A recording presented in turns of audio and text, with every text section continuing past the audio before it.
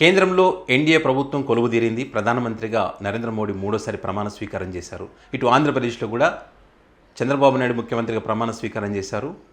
అయినప్పటికీ కూడా ఈ ఫలితాలకు సంబంధించి ఇంకా పెద్ద ఎత్తున చర్చ జరుగుతూనే ఉంది. ఈవీఎంల ట్యాంపరింగ్ జరిగింది. ఈవీఎంలలో ట్యాంపరింగ్ జరగడం ద్వారానే అటు కేంద్రంలో ఇటు రాష్ట్రంలో ప్రభుత్వం ఏర్పాటు చేసుకోగలిగారు. ఆ అంశానికి సంబంధించి ఇంకా చర్చ జరుగుతూనే ఉంది. ఈవీఎంల ట్యాంపరింగ్ జరిగింది అనేటువంటి అంశానికి సంబంధించి ద వైర్ ఒక కథనాన్ని ప్రచురించింది. ఎన్నికల కమిషన్ పోలింగ్ అయినటువంటి శాతాన్ని కౌంట్ చేసినటువంటి వాటిని పక్కన పెట్టి ఎంత డిఫరెన్స్ వచ్చింది, ఎక్కడ ఎక్కువ వచ్చాయి, ఎక్కడ తక్కువ వచ్చాయి, ఎందుకు ఎక్కువ వచ్చాయి, ఎందుకు తక్కువ వచ్చాయి అనేటువంటి అంశానికి సంబంధించి వాళ్ళు కొన్ని ప్రశ్నలు కూడా సంధించారు. వాటిని మనం పరిశీలిస్తే కనుక నిజంగానే మోసం జరిగిందా, నిజంగానే కొన్ని ఈవీఎంలను పక్కకు పెట్టారా అనేటువంటి దానికి సమాధానం దొరుకుతుంది. మనం కొన్ని నియోజకవర్గాలు అందులో ద వైర్లో వచ్చినటువంటి దాని ప్రకారం కనుక మనం పరిశీలిస్తే ముంబై నార్త్ పార్లమెంట్ పరిధి చూస్తే కనుక 9,51,580 ఓట్లు పోలైతే 9,51,582 ఓట్లు వాళ్ళు కౌంట్ చేశారు.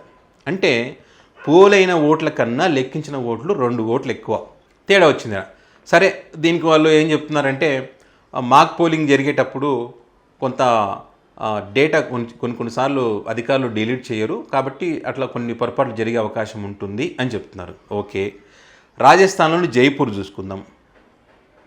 12,38,818 అయితే 12,37,966 అంటే పోలైన దానికన్నా వీళ్ళు కౌంట్ చేసింది తక్కువ, అంటే 852 ఓట్లు తక్కువ కౌంట్ చేశారు. ఇక్కడ బీజేపీ పార్టీ ఇక్కడ 1,615 ఓట్లతో గెలిచింది. అంటే ఈ 852 కనుక వాళ్ళు కౌంట్ చేసింటే ఈ ఫలితం వేరేలాగా ఉండేది. క్లియర్గా ఇది వాళ్ళు ఇచ్చిన లెక్కల ప్రకారం చూస్తే ఇది క్లియర్గా అర్థమైపోతుంది కదా. ఇక కాంకియార్ అనేటువంటి మరొక నియోజకవర్గం చూస్తే 12,61,103 ఓట్లు పోలేనాయి.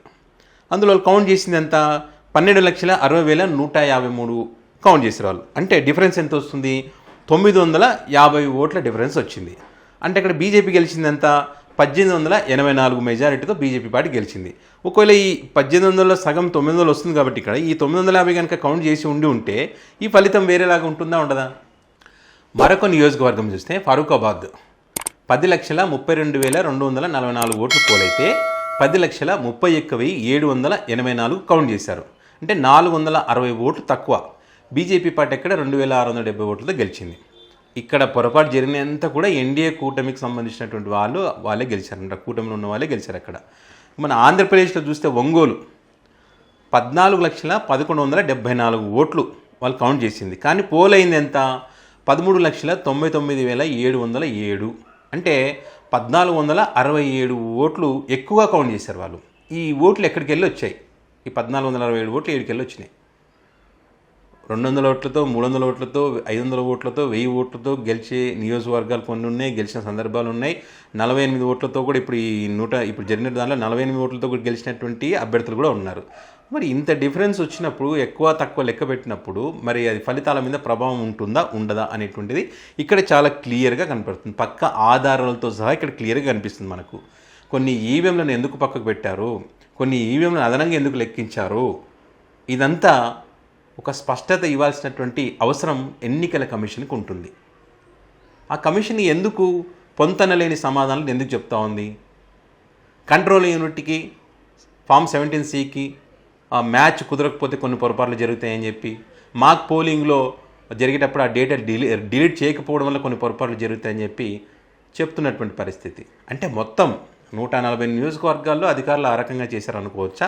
అంటే ఇంత దారుణంగా ఉంటుంది, ఫలితాలు తారుమారయ్యే విధంగా మళ్ళీ అధికారులు పనిచేశారనుకోవాలా. ఇది చాలా క్లియర్గా అర్థమవుతున్న పరిస్థితి. ఇక్కడ మోసం జరిగిందనేటువంటిది వాళ్ళ లెక్కల ప్రకారమే క్లియర్గా అర్థమవుతుంది. మోసం చేశారా లేదనే దానికి సంబంధించి ద వైర్లో వచ్చినటువంటి కథనం ఇది. వాళ్ళు పక్కా లెక్కలతో సహా చెప్పారు. ఈ అంశానికి సంబంధించే ప్రముఖ న్యాయవాది ప్రశాంత్ భూషణ్ కూడా ఎక్స్ వేదికగా మరి ఎన్నికల అధికారులకు కొన్ని ప్రశ్నలు కూడా సంధించారు. దీని మీద వాళ్ళకి స్పష్టమైనటువంటి సమాధానం చెప్పాల్సి ఉందని చెప్పి, కొన్నిటికి సమాధానం చెప్పి కొన్నిటికి సమాధానాలు దాటవేస్తే కనుక మోసం జరిగిందనేటువంటిది మరి కావాలని ఇదంతా చేశారనుకోవడానికి 100కి 200% అవకాశం ఉంది. కాబట్టి ఎన్నికల కమిషన్ వీలైనంత తొందరగా వీటి మీద ఒక క్లారిటీ ఇవ్వాల్సినటువంటి అవసరం వారిపైన ఉంది. వీళ్ళు క్లారిటీ ఇవ్వనంత వరకు ప్రజల మద్దతుతో గెలిచి అధికారంలోకి వచ్చామని ఎవరైతే చెప్తున్నారో వాళ్ళు ఈవీఎంల మద్దతుతోనే ఈవీఎంల ట్యాంపరింగ్ ద్వారా గెలిచారని అనేటువంటి ప్రచారం గట్టిగానే కొనసాగుతుంది. ఓడిపోయిన వారు ఈవీఎంల మోసం చేయడం వల్లే మేము ఓడిపోయాం అని అనుకునేటువంటి వీళ్ళు చెప్పుకునే పరిస్థితి ఉంటుంది. కాబట్టి వీటికి ఫుల్ స్టాప్ పెట్టాలంటే ఒక క్లారిటీతో ఇవ్వాల్సినటువంటి అవసరం, బాధ్యత అన్నీ కూడా ఎన్నికల సంఘం మీదే ఉన్నాయి.